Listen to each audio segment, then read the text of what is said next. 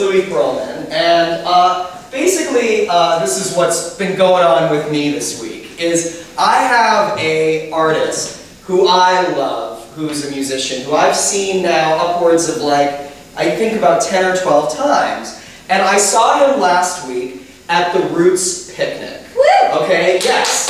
Were you? Yeah, you were at the Roots picnic. Yeah, Roots picnic was so fun. It was a big music festival put on by the Roots, and it was billed as being a musical love letter to New York City. So, to that effect, for headliners playing with the Roots, they booked Nile Rodgers from Chic, who's amazing. Yes, they booked the Wu-Tang Clan, who I'd never seen before, which blew my mind. And they booked another artist, who's the artist who I really, really, really like. And then something happened with the show that kind of surprised me. And afterwards, I was like, what happened? I just don't know what happened. So, I wrote a thing about it to try to explain what happened. So, this is a reading of my explanation of what happened during that show.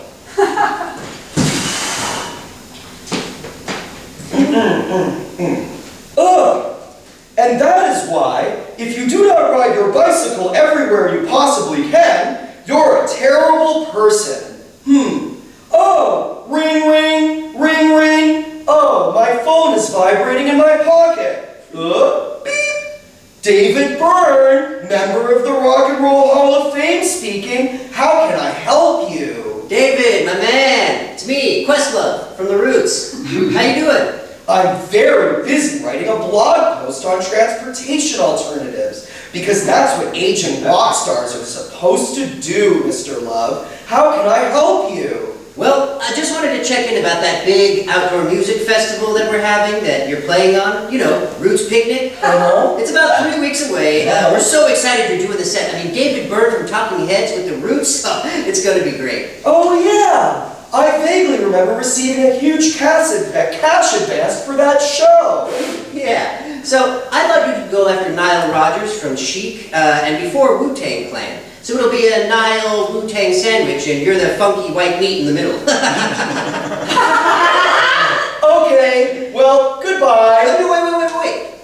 Well, I'm sorry, this conversation is not done. David, we still need to talk about what we're going to be playing. Now, we're calling the whole show a musical love letter to NYC. And as far as I'm concerned, Talking Heads were the pinnacle of the whole CBGB thing, so it's perfect. I was thinking we could open with a little "And She Was," and then get funky with some Slippery People and Once in a Lifetime. Yeah! Or we could do 3 new and untested songs from my gospel Joan of Arc musical I'm very slowly writing.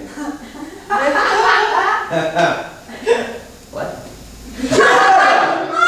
I think a big outdoor music festival in front of casual fans is a great place for me to unveil to the world this new musical I'm writing that's about Joan of Arc. All of the songs are about how Joan of Arc is sad, how she is a sad lady. It's not even like choral fun gospel. It's sad and mournful gospel. Aren't I such a relevant artist? It's like, Jesus, Jesus, you turned your back on me. But then, we'll get to the Talking Head stuff, right? I don't know.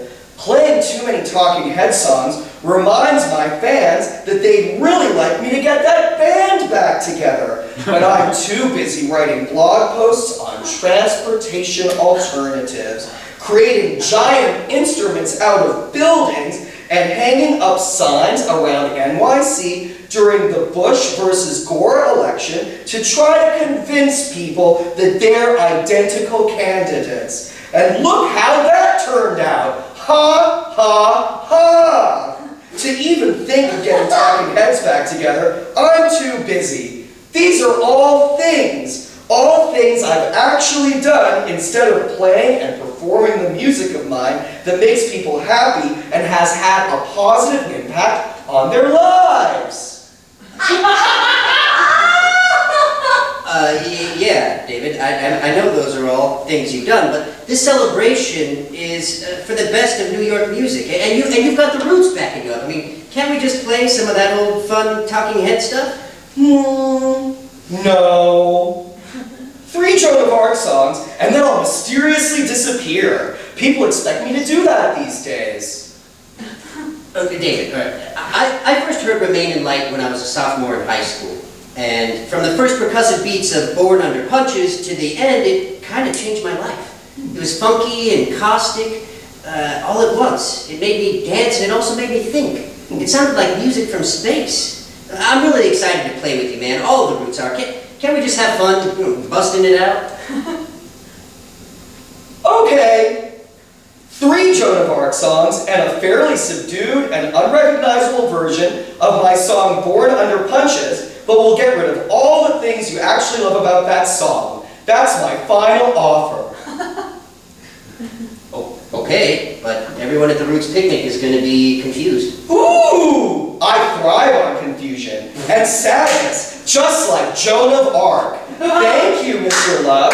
Now, I need to design some impractical bike stands that will just get taken down in a few weeks because they're non-functional. The city of NYC is paying me a lot of money to do this. Okay, bye! Oh yes, it's bike rack time. Going to go build some bike racks. My friends have not heard me sing this song since 1985. What an asshole David Byrne turned out to be.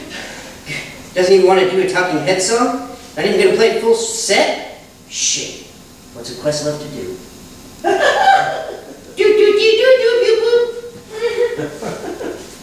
Hello, this is Alicia Keys speaking.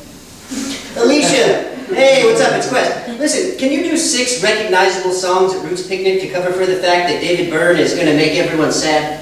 Of course, I can because I am a reasonable and lovely artist. Thank Christ. All right, love you. What you count on your kisses. Bye. I love you, Questlove.